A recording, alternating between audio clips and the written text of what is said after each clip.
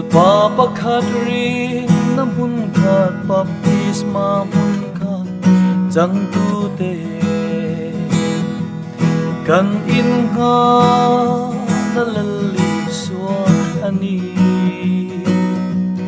lal tu thung keng tu tein moi mange in na par suwa ke lalli suwa Zap lovin ni kal selang lal tu thung keng tu te ko vel mi le pol shang ten min ngui san trin ma se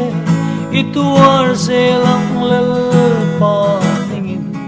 kallo man tu tian la ni don si